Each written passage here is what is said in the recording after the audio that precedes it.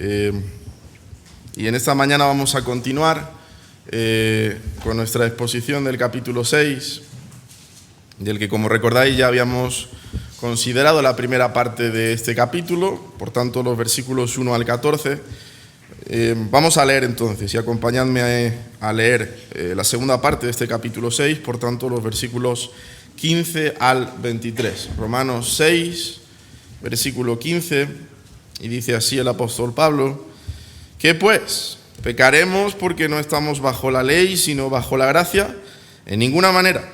¿No sabéis que si os sometéis a alguien como esclavos para obedecerle, sois esclavos de aquel a quien obedecéis, sea del pecado para muerte o sea de la obediencia para justicia?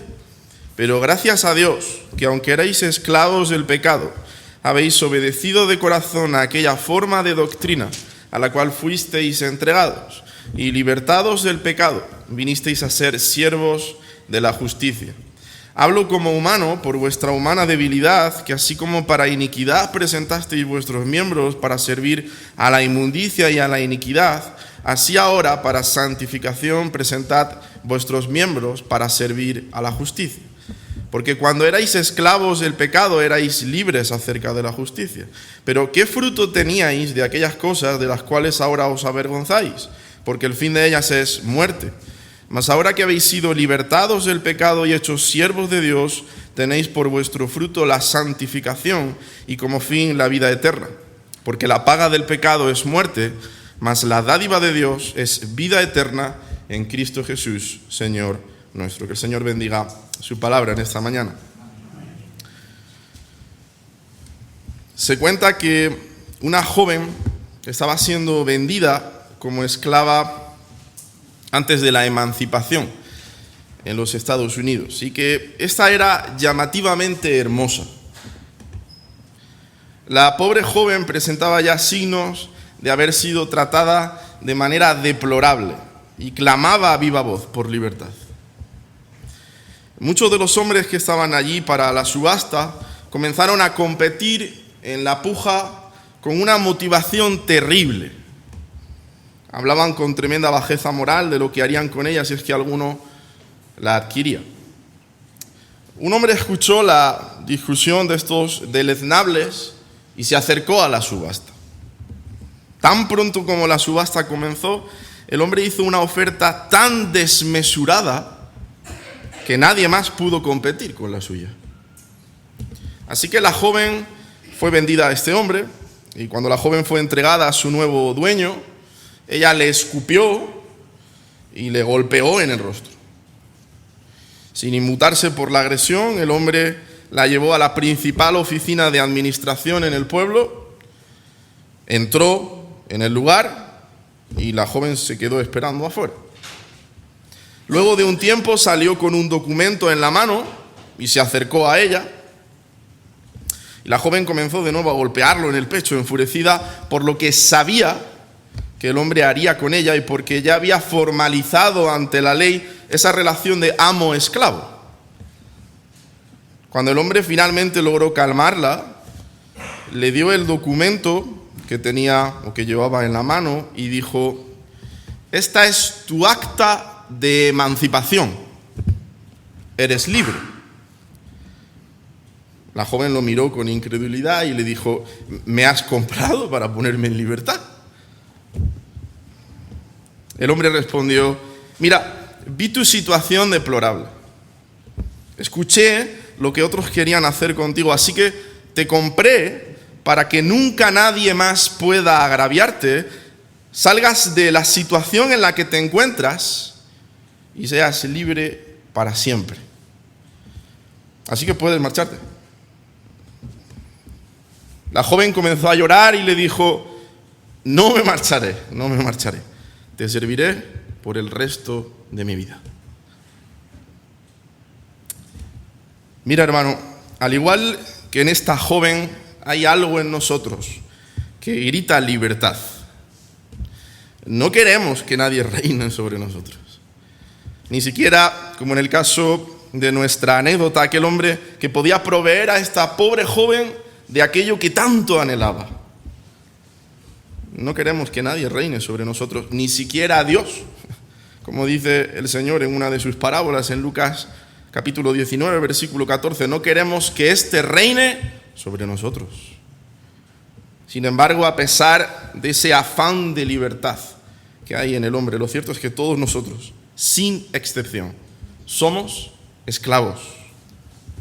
De hecho, el apóstol Pablo nos recuerda en los 14 primeros versículos de este capítulo 6 que el pecado era nuestro amo y señor, por lo cual no podía ser resistido. Éramos esclavos del pecado.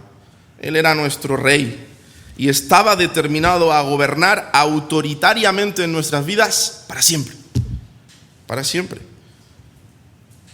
Pero Dios, que es rico en misericordia, y creo que en esta mañana lo hemos recordado, por su gran amor con que nos amó, aun estando nosotros muertos en pecados, nos dio vida juntamente con Cristo.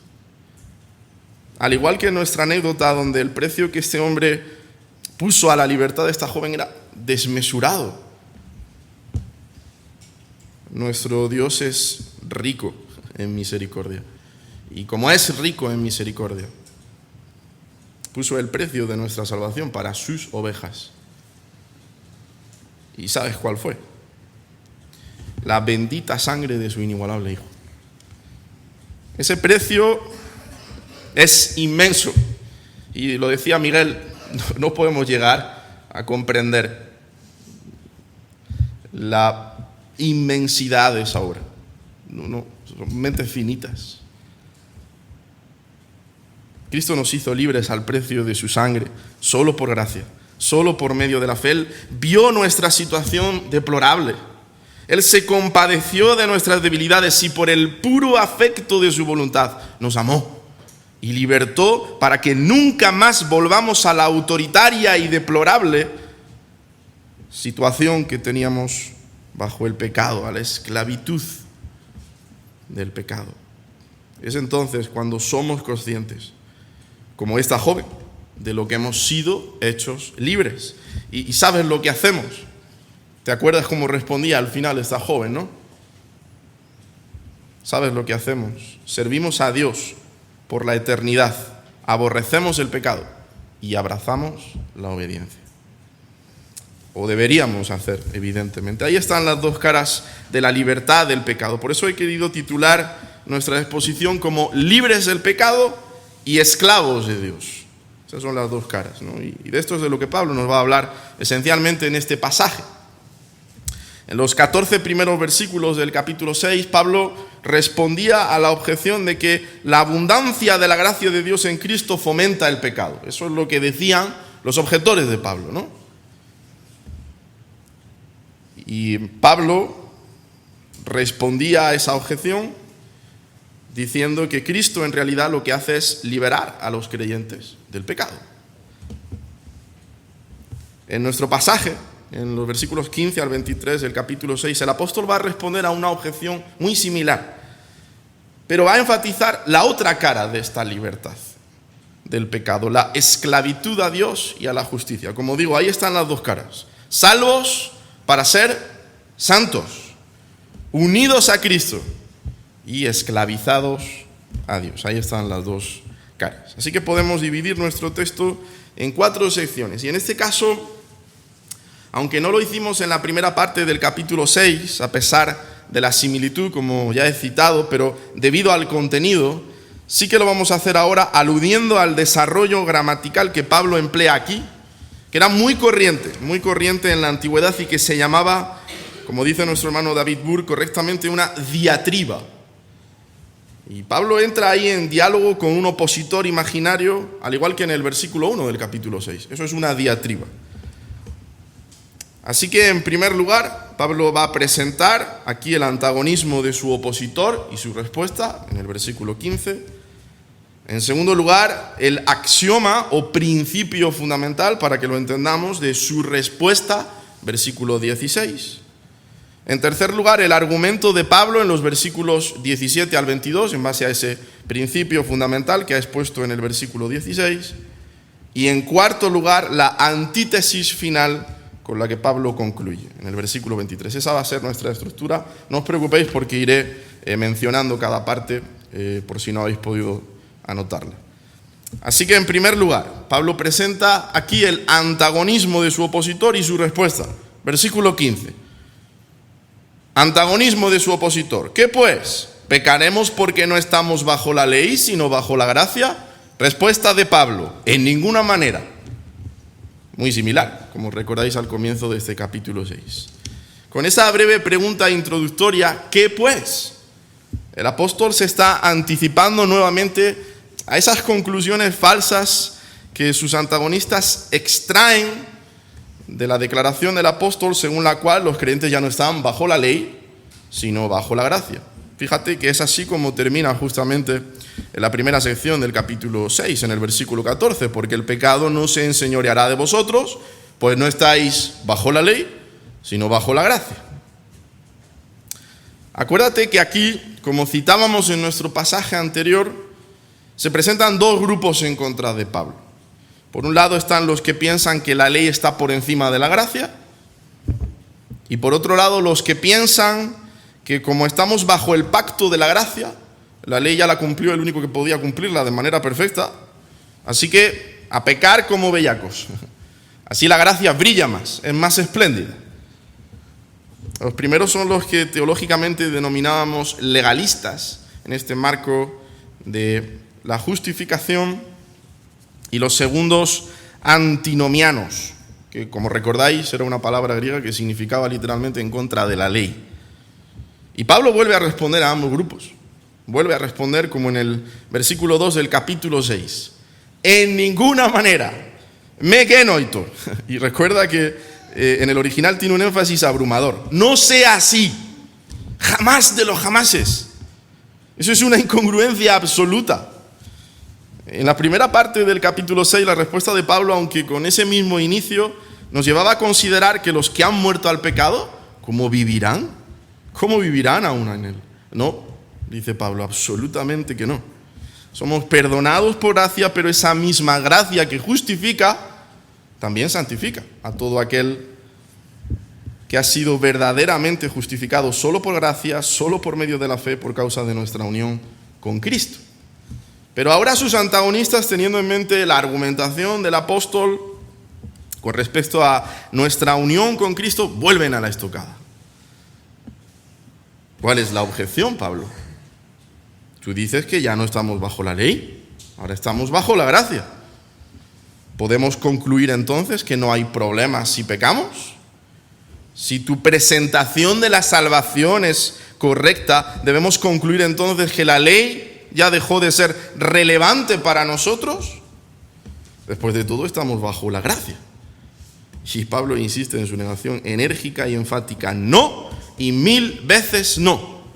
La mera sugerencia de que la gracia de Dios sea una licencia para pecar se contradice a sí misma. Es una absurdidad lógica, así como moral y espiritual. El propósito mismo de la gracia de Dios es libertar al hombre de pecado. ¿Cómo puede concebirse que la gracia justifique el hecho de continuar en el pecado? Mira, hermano, la gracia no solamente justifica, sino que también transforma la vida de la persona que es salvada. Una vida que no da evidencia de transformación moral y espiritual, y ya lo decíamos, no está dando evidencia alguna de salvación. El que no está siendo santificado es porque no ha sido justificado. Eso ya lo decíamos en el pasaje anterior. Y esto nos lleva al axioma o principio fundamental del apóstol en el versículo 16. ¿No sabéis que si os sometéis a alguien como esclavos para obedecerle, sois esclavos de aquel a quien obedecéis, sea del pecado para muerte o sea de la obediencia para justicia? Bueno, Pablo insiste en el hecho de que todos somos esclavos de alguien. Lo decíamos en la introducción. A fin de cuentas, nadie es absolutamente libre, dice Pablo. Nadie. Porque todos nos ofrecemos como un sacrificio en algún altar. ¿Cómo? Bueno, eso es lo que Pablo dice literalmente en el original. Fíjate cómo lo traduce la Biblia de las Américas. ¿No sabéis que cuando os presentáis a alguno como esclavos para obedecerle, sois esclavos de aquel a quien obedecéis, ya sea del pecado para muerte, o sea, de la obediencia para justicia. Ese verbo presentar, que la Reina Valera del 60 traduce como someter, es el vocablo paristem, y el mismo verbo que Pablo emplea un poco más adelante en esta misma epístola, en el capítulo 12, versículo 1, cuando dice: así que, hermanos, os ruego por las misericordias de Dios que presentéis vuestros cuerpos, ¿cómo? En sacrificio vivo, santo, agradable a Dios, que es vuestro culto racional. Un término que se emplea muy generalmente en ese contexto, en el contexto sacrificial.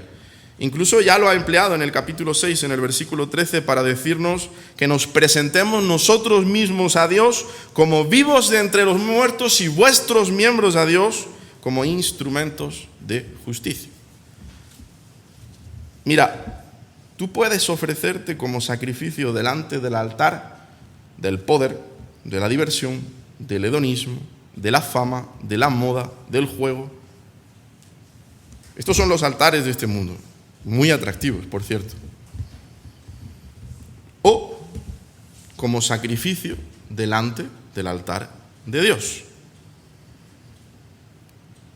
Todos nos ofrecemos como un sacrificio en algún altar. O es un altar del mundo, o es el altar de Dios. Y de esta disparidad es de la que Pablo está hablando aquí justamente. Y nos dice, a modo de pregunta retórica, que si nos presentamos a alguno como esclavos para obedecerle, somos esclavos de aquel a quien obedecemos, ya sea del pecado para muerte o de la obediencia para justicia. Y es posible que este concepto nos sorprenda, nos parezca un poco extraño, ¿no? Porque tendemos a pensar que los esclavos romanos eran capturados en la guerra, eran comprados en el mercado, y no que se ofrecían ellos mismos, como aporta el apóstol aquí. Pero existía la esclavitud voluntaria. Nos dicen los eruditos del Nuevo Testamento que la gente muy pobre podía ofrecerse como esclava a alguien simplemente con el fin de ser alimentada y cobijada. Y lo que Pablo quiere decir es que quien se entrega en la condición de esclavo voluntariamente a un dueño está obligado a servirle desde esa condición. Por tanto, no puede sino obedecer al que ha elegido. La obediencia a otro queda excluida. Ese es el argumento principal de Pablo en el versículo 16. Y es ahí incluso donde el término doulos, que ya se ha citado desde este púlpito, siervo o esclavo, cobra más fuerza. El servicio al amo del doulos le comprometía totalmente y de manera alguna podía ser esclavo de dos amos a la vez. Era imposible. Pues de la misma manera, señala el apóstol, el servicio voluntario al pecado excluye el servicio a Dios en la esfera de la justicia. En cambio, estar bajo la gracia incluye la obediencia a Dios y ésta se manifiesta en obediencia. Y recuerdas las palabras de nuestro Señor en el Sermón del Monte, en Mateo capítulo 6, versículo 24. Ninguno puede servir a dos señores. ¿Por qué? Porque o aborrecerá al uno y amará al otro, o estimará al uno y menospreciará al otro. Aún presentando un poco la disparidad de contextos entre las palabras del Señor Jesús y lo que está diciendo aquí el apóstol, la idea es similar. El apóstol aplica este principio fundamental o axioma al estilo de vida de los creyentes, al tema de la vida santificada acerca del cual, ha venido enseñando en todo el capítulo, en toda la sección, del capítulo anterior, en los versículos anteriores. Y es que el patrón general de vida de una persona prueba quién es su verdadero amo y Señor. Si su vida se caracteriza por el pecado, si, y oye bien el énfasis, si siempre se ofrece como sacrificio en los altares de este mundo, que es lo opuesto a la voluntad de Dios, entonces te dice Pablo, eres un esclavo del pecado. Si su vida, en cambio, está caracterizada por la obediencia, y vuelvo a hacer un énfasis, escucha bien, no perfecta, porque desgraciadamente, hermanos, un servidor el primero, a menudo nos vemos ofreciéndonos en altares que no son el de Dios, muy a menudo. Nuestra obediencia no es perfecta, hermano, pero sí debe ser consecuente. Sabemos quién es el que nos ama y cuál fue el precio de ese amor. Sabemos cuál es la voluntad de Dios, qué desea Dios, y conocemos su mandato para con nuestras vidas. Por tanto, vivimos en consecuencia. Ese es un esclavo de Dios. Fíjate, el resultado final de la primera esclavitud es muerte, tanto física como espiritual, sea del pecado para muerte, mientras que el de la segunda esclavitud es la justicia, o sea, de la obediencia para justicia. Y esta es la marca inevitable de la vida eterna. Ahora bien, estudiando el texto, si os soy sincero, yo esperaba que Pablo dijera más bien: ¿no sabéis que si os sometéis a alguien como esclavos para obedecerle, sois esclavos de aquel a quien obedecéis, sea del pecado para muerte o sea de Cristo para justicia? ¿No suena mucho mejor? Bueno, coged con pinzas eso último que acabo de decir, de suena mejor. Pablo no dice eso. Y somos bíblicos, hermanos. Pablo resalta aquí la obediencia como marca distintiva del doulos. Por eso ocupa ese lugar la obediencia ahí. O sea, lo que dice Pablo, fíjate, es curioso. Nosotros nos ofrecimos como esclavos para obedecer la obediencia. Eso es lo que dice Pablo. ¿Y por qué Pablo lo plantea de esa manera? Qué extraño. Para mostrarnos, como bien señala nuestro hermano John Stott, que la obediencia es la esencia misma de la esclavitud.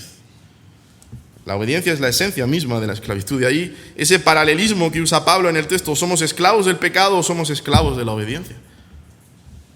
Mira, mi hermano y amigo que estás aquí en esta mañana, es tu obediencia lo que revela, y además claramente, quién es tu verdadero amo.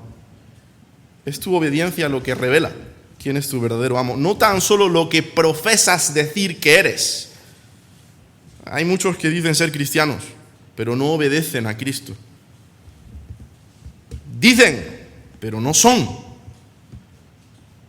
Y el Señor Jesucristo es muy claro aquí. Él dice en Juan capítulo 8, versículo 34, todo aquel que hace, podríamos traducir ese verbo en el original como practica el pecado, esclavo es del pecado. De manera que solo hay dos alternativas. Todos los que estamos aquí en esta mañana, solo tenemos dos alternativas. O somos esclavos del pecado, o somos esclavos de la obediencia. En este asunto no existe neutralidad. Todos nosotros tenemos un Señor, todos tenemos un dueño, todos tenemos alguien que nos controla y que nos gobierna. O es el pecado, o es Dios. Y esto nos lleva directamente a nuestro tercer punto, el argumento de Pablo en los versículos 17 al 22, en base al principio que acabamos de citar. Pablo sigue diciéndonos en el versículo 17 y 18, pero gracias a Dios que aunque erais esclavos del pecado, habéis obedecido de corazón aquella forma de doctrina a la cual fuisteis entregados, y libertados del pecado vinisteis a ser siervos de la justicia. Habiendo establecido el principio de que o somos esclavos del pecado o lo somos de la obediencia, Pablo va a aplicar el concepto a sus lectores romanos, recordándoles, fíjate, que la conversión no es otra cosa que un intercambio de esclavitudes. Qué manera tan preciosa de expresarlo. La conversión no es otra cosa que un intercambio de esclavitudes. De hecho, tan excelso es el intercambio que se ha operado en la vida del apóstol que lo lleva a un estallido de alegría con una doxología espontánea. Pero gracias a Dios, gracias a Dios. Ese debería de ser siempre nuestro inicio al suplicar, al rogar a nuestro Señor. Gracias, Señor. Gracias, Señor. Y es entonces cuando el apóstol resume esta excelsa experiencia en 4 etapas. 4 etapas que se relacionan, en primer lugar, con lo que éramos antes, esclavos del pecado. En segundo lugar, con la consecuencia de lo que Dios hizo en nosotros. Habéis obedecido de corazón. En tercer lugar, con lo que nos ocurrió. Hemos sido libertados del pecado y en cuarto lugar con aquello en lo cual nos hemos convertido, en esclavos de la justicia. En primer lugar, Pablo describe la conversión aquí como pasar de una esclavitud a la otra. Ya lo hemos citado. Éramos esclavos del pecado. Éramos esclavos del pecado. Los creyentes son salvos única y exclusivamente por la gracia y el poder de Dios. Y por su gracia, la desobediencia habitual a Dios es una cosa del pasado. Es una cosa del pasado. En otro tiempo, dice Pablo, nosotros éramos esclavos del pecado, pero ya no lo somos. Ya no lo somos. Erais. Se traduce de un tiempo verbal imperfecto en griego con el que además se alude a una realidad continua en el pasado. En otras palabras, la persona no regenerada se encuentra bajo la esclavitud continua del pecado. Así nos encontrábamos, en una esclavitud continua del pecado. Pero ya no. Y lo que hizo la diferencia fue, en segundo lugar, el hecho de haber obedecido de corazón a una forma de enseñanza a la que fuimos entregados. Y como dice un querido maestro de la palabra, recordemos que la bendición está en la gramática. Yo suelo utilizar mucho esa expresión. ¿En qué voz se encuentra el verbo fuisteis entregados en el griego koiné, que coincide con la voz verbal del vocablo en castellano? En voz pasiva. En voz pasiva. ¿Y qué significa eso, Pablo? Bueno, que no es que a nosotros se nos entregara un conjunto de doctrinas y decidiéramos recibirlas y aceptarlas como buenas y válidas en nuestra esclavitud de pecado. Recuerda que el pecado era nuestro amo y era nuestro Señor. Y en esa naturaleza del pecado nosotros estábamos a gustos. Y recuerda la ilustración que utilicé ya hace unos cuantos capítulos en Romanos. Como un cerdito en un lodazal de barro. Estábamos contentos ahí. No sabíamos en la deplorable situación en la que estábamos. Pero estábamos ahí bien. Estábamos a gusto. No. Lo que dice aquí Pablo es que fuimos entregados pasivamente a esa forma de enseñanza, a esa forma de doctrina, que no es otra cosa que el Evangelio. Nosotros estábamos conformados al pecado, una palabra que Pablo va a citar un poquito más adelante. Estábamos conformados al pecado, a su ley, y necesitábamos que ese molde de pecado fuera roto para regirnos por otro modelo diametralmente distinto, por otro patrón, por uno divino que nos transformara. De ahí que Pablo emplea el término forma, tipos, que se empleaba para referirse a los moldes en los que se vertía el metal derretido para que solidificara en la forma deseada. La idea es que cuando Dios hace de un creyente una nueva criatura espiritual, ¿sabes lo que hace? Lo vierte derretido por completo en el molde de la verdad divina. Eso fue lo que pasó con nosotros. Dios nos entregó a la verdad. Él abrió nuestro entendimiento para que viéramos la realidad a través del prisma de su palabra. Y fue de esa manera que llegamos a entender la pecaminosidad de nuestro pecado y la gloriosa y deleitosa hermosura de nuestro Señor Jesucristo. De esa manera, en tercer lugar, Dios nos libertó de la esclavitud del pecado. Por eso es por lo que en el versículo 18 Pablo dice que fuimos libertados del pecado. No es que yo rompí mis cadenas, no, es que Él las rompió. Él las rompió. Como dice el salmista en el Salmo 107, versículo 14, los sacó de las tinieblas, Él, y de la sombra de muerte, y rompió Él sus prisiones. Rompió sus moserá, en el hebreo, sus cadenas, sus ataduras. Y en cuarto lugar, de esa manera es que vinimos a ser esclavos de la justicia. Qué preciosa realidad describe Pablo en esas 4 etapas. Tan preciosa que Pablo no puede sino exclamar: gracias, Señor, gracias a Dios. Gracias a Dios, porque es Dios el que salva. Esta es la obra de Dios en nosotros, que produce como resultado nuestra rendición a Él en la conversión. La conversión, como dice un querido expositor, no es otra cosa que levantar una bandera de rendición y ofrecernos a Dios como esclavos. Pero fíjate que Pablo presenta este proceso a través del cual pasamos a ser esclavos de Dios como una liberación. Pero vamos a ver, Pablo, ¿somos libres o somos esclavos? Y Pablo nos contesta en nuestro texto: somos libres del pecado y esclavos de Dios. Somos libres del pecado y esclavos de Dios. He ahí la paradoja de la fe cristiana. Todo el mundo es libre y esclavo de un Señor. El que es libre de Dios es esclavo del pecado. El que es libre del pecado es esclavo de Dios. Y vuelvo a reiterar esta idea. Nadie piense que la libertad del pecado es la impecabilidad del cristiano. No quiere decir que nunca más pequen. Pero lo importante es que el pecado ya no es el amo que los esclavizaba. Ese es el punto de Pablo. Es interesante notar que el versículo 18, como nos citan los eruditos, se introduce en el texto griego usando un nombre construido con un verbo: liberados. De ahí que deba entenderse que el nombre de los cristianos es el de liberados. Ese es nuestro nombre.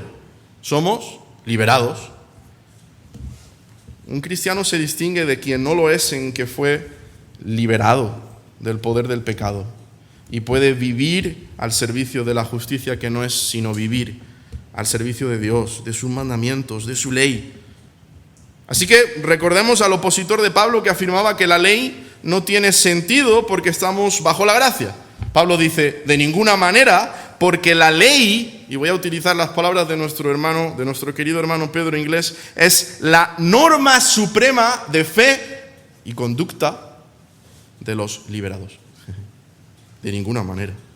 Dios nos liberta de la esclavitud del pecado no para que ahora podamos hacer lo que nos venga en gana, sino para que podamos obedecerle a Él y a su palabra, porque la obediencia a Dios es verdadera libertad.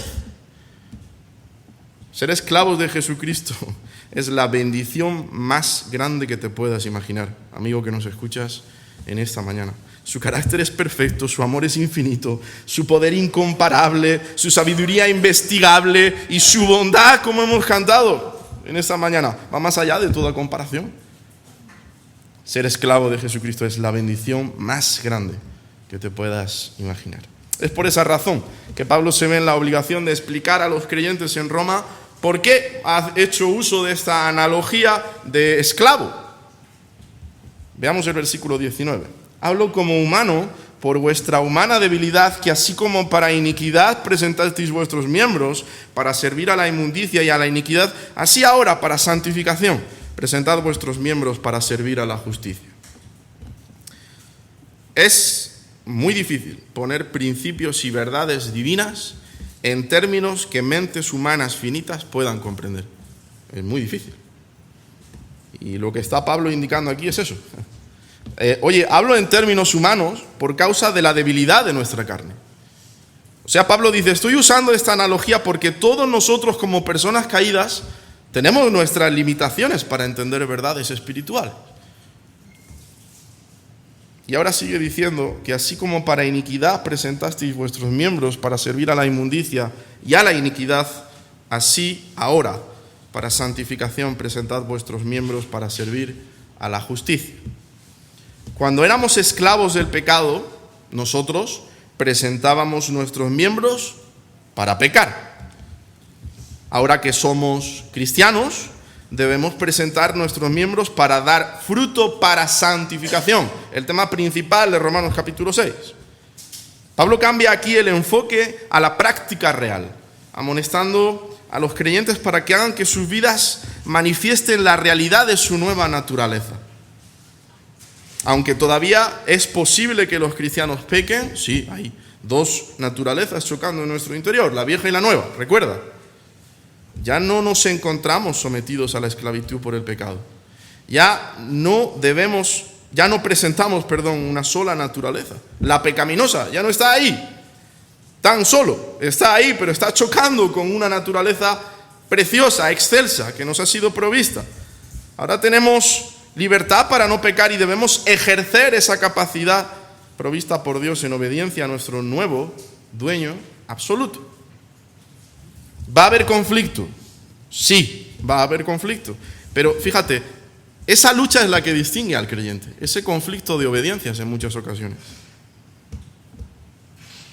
Escuché recientemente un símil que me encantó para ilustrar esto. Mira, cuando nos convertimos al Señor, nuestros cuerpos se convirtieron en un castillo en el que Dios ocupa el trono como rey de nuestras vidas. Nuestros deseos son como los siervos del rey en el castillo. Pero el pecado, que todavía mora en nosotros, actúa como un monarca destronado que desea volver a gobernar el castillo. Así que su estrategia consiste en tomar cautivos nuestros deseos, que son esos siervos del rey, por medio del engaño del pecado y enviarlos como traidores encubiertos para movernos a rebelarnos de nuevo contra la autoridad de nuestro rey. Ese es el conflicto, esa es la guerra, esa es la lucha. Mira, cada vez que tú murmuras es porque el pecado que mora en ti toma cautiva tu lengua. Cada vez que miras algo en tu móvil o en el ordenador que no le agrada a Dios, es porque el pecado que mora en ti toma cautivos tus ojos. Cada vez que tomas algo que no es tuyo, es porque el pecado que mora en ti toma cautiva tus manos. Y a mí me venía a la mente ese corito de la escuela dominical que decía: cuida de tus ojos lo que ven, de tus manos lo que haces, de tus oídos lo que oyes, de tus pies por donde andas, de tu boca lo que hablas. Claro, en nuestro pasado, pecaminoso, no había capacidad espiritual en nosotros para algo diferente a presentar nuestros miembros para servir a la inmundicia y a la iniquidad. No había. Pero ahora esto ha cambiado. Por eso dice Pablo, así ahora. Antes no, ahora sí, ahora sí. Dios ha hecho tal obra en nosotros que podemos presentar nuestros miembros, nuestros ojos, oídos, boca, manos y pies. Todo nuestro ser para servir a la justicia. De ahí el imperativo de Pablo en el versículo 19, presentad. Ese es el imperativo del creyente en la santificación progresiva. Sí, separados de Dios nada podemos hacer, recordad, carácter pasivo de la santificación.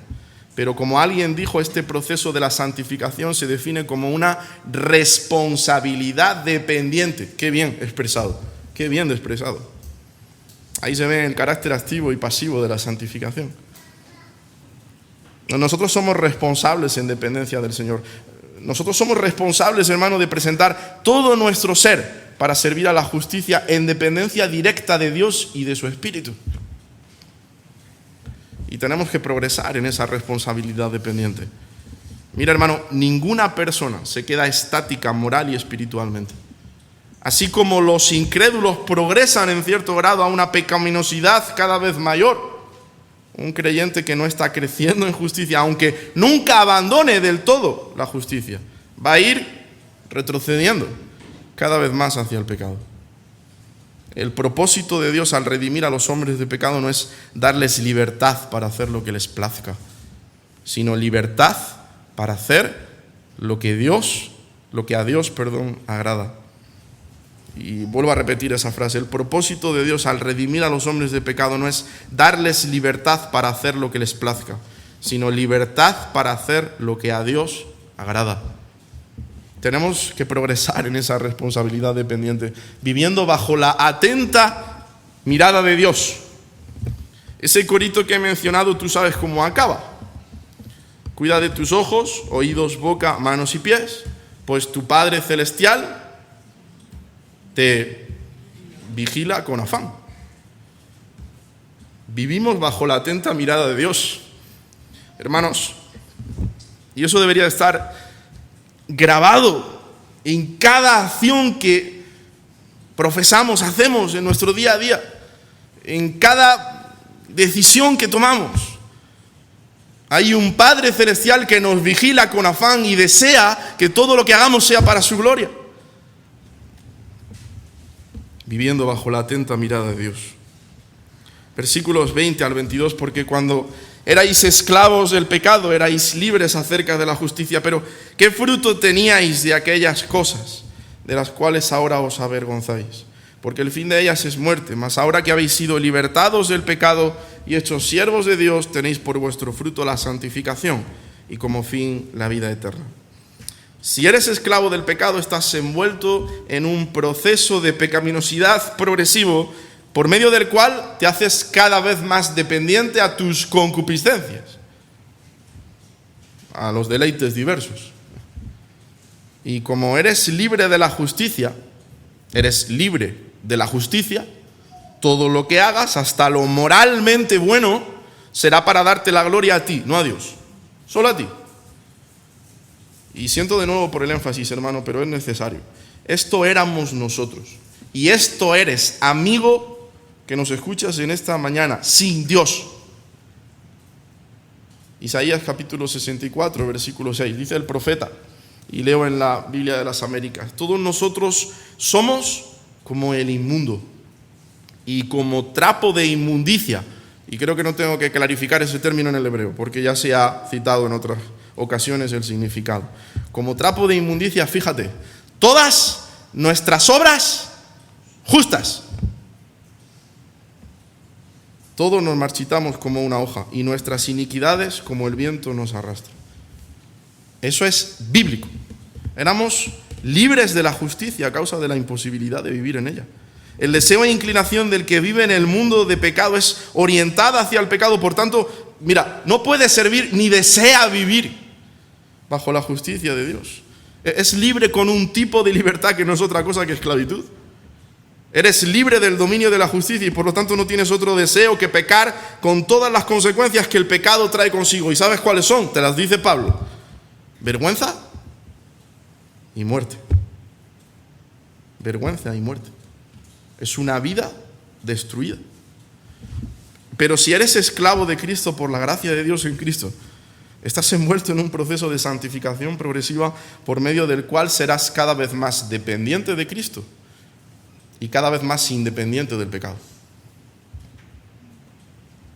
Pero es que la esclavitud de Dios no solo produce santificación en el presente, sino que además produce vida eterna en su presencia en el futuro.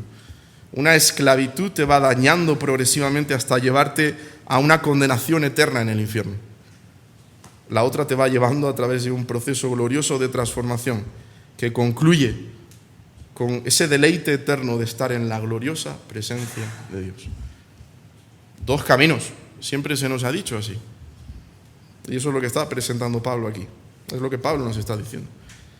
Debemos recordar lo que éramos, hermanos, pero sin olvidar lo que somos. Éramos libres de la justicia, por tanto, esclavos del pecado. Ahora somos libres del pecado, por tanto, esclavos de Dios.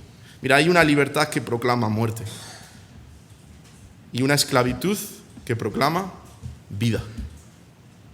Y esto nos lleva a la última parte de nuestro pasaje, la antítesis final con la que Pablo concluye en el versículo 23. Porque la paga del pecado es muerte, mas la dádiva de Dios es vida eterna en Cristo Jesús, Señor nuestro. Un versículo que creo conocemos de memoria. En este versículo final del capítulo 6, es un broche de oro, Pablo concluye con su clara antítesis entre el pecado y Dios, a quienes ha caracterizado en toda la sección como los dos amos de los cuales están sometidos a uno o a otro todos los seres humanos. Los que están en Adán sirven al pecado, mientras que los que están en Cristo sirven a Dios. Y en continuidad con ese contraste, Pablo nos dice que el pecado exige una paga. Recibes lo que mereces, eso es una paga. Pero Dios ofrece una dádiva gratuita. Recibes lo que no mereces. Eso es gracia. El vocablo que Pablo emplea aquí como paga es en su forma léxica opsonion y se refería normalmente al salario que se le paga a un soldado. Pero en este contexto quizás se ajuste más a esa pequeña paga para gastos personales que se les permitía tener a los esclavos. Por otra parte, harisma, ese sí nos suena, dádiva, es un regalo que aunque excede cualquier precio es gratuito. es un don, el de la gracia de Dios. Entonces, si estamos resueltos a obtener lo que merecemos, solo podía ser una cosa: la muerte. Eso es lo que merecemos por causa de nuestro pecado. En contraste, la vida eterna es un regalo de Dios enteramente gratuito y totalmente inmerecido. Y sabes, la única base sobre la que se otorga este regalo es la muerte expiatoria de Cristo. Y la única condición para recibirla es que estemos en Cristo, dice Pablo, Señor nuestro. Es decir, unidos personalmente a Él por la fe, que Él sea nuestro Kyrios, nuestro dueño absoluto.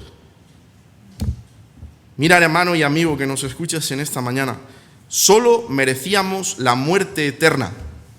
La muerte eterna es lo que justamente merece el pecador por causa de su obstinada rebeldía contra Dios. Y te digo una cosa, el pecado siempre paga a tiempo, siempre.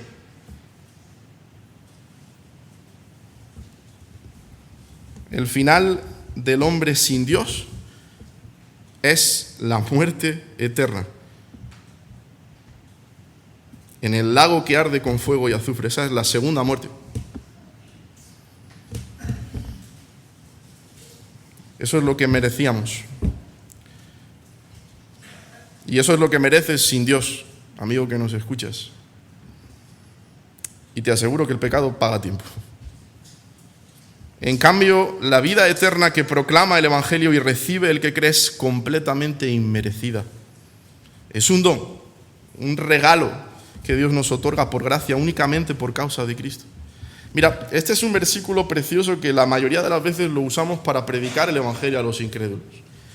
Pero fíjate que Pablo lo está usando en una carta para creyentes y en un contexto muy determinado. Y con esto no quiero decir que esté mal empleado en la evangelización, por supuesto que no. Pero no olvides que el propósito principal de lo que Pablo está diciendo aquí no es evangelizar, es santificar. Lo que Pablo está diciendo aquí a este grupo de creyentes en Roma y a nosotros, con el deseo de movernos a vivir a la altura de lo que somos, es: no presentes tus miembros para servir al pecado como si estuvieras sometido todavía a esa esclavitud. No olvides ¿cuál es el miserable salario del pecado en comparación con la dádiva divina que hemos recibido de la mano de Dios gratuitamente por gracia? Ese es el propósito de este texto. Hermano, no lo olvides. No merecías nada y se te ha dado todo. Y ahora yo te pregunto, a la luz de todo lo que hemos visto hoy, ¿tú eres esclavo del pecado o eres esclavo de Dios? ¿A cuál de estos dos amos quieres agradar en tu vida de verdad? ¿De verdad? ¿A cuál? ¿A tus deseos pecaminosos o a Dios? ¿A esos deseos traidores que ya fueron engañados y seducidos por el pecado o a Dios? ¿Qué voluntad es más determinante para ti, la tuya o la de Dios? ¿Te arrepientes de tu pecado y en dependencia del Espíritu Santo procuras enderezar lo que está torcido en tu vida? No para ganarte el favor de Dios, no para ganarte la salvación en atricción, en un arrepentimiento falso, en una obediencia movida tan solo por el miedo, sino porque ya eres salvo, porque tu corazón está contrito, siente contrición, un arrepentimiento verdadero por el dolor y pesar de haber pecado ofendiendo a Dios, y entonces te mueve una obediencia por amor. Recuerda día tras día quién es tu nuevo amo. Recuérdaselo a tu alma. ¿Quién es tu nuevo esposo? ¿Quién es tu nuevo dueño? Recuerda cada día cuál es tu nueva identidad, mi hermano. ¿Por qué vas a regresar a tu antigua, miserable y desgraciada esclavitud en Egipto, ahora que tienes un amo como Jesús que derramó su sangre en el Calvario para darte libertad? ¿Por qué? Pero mira, mi amigo, si ese no es tu caso, si tú no entiendes de qué lucha estamos hablando aquí,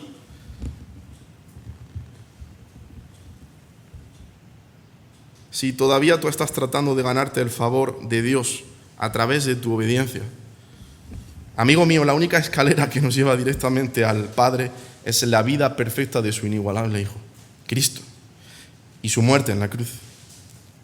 No trates de subir por la escalera de tu obediencia. No vas a poder.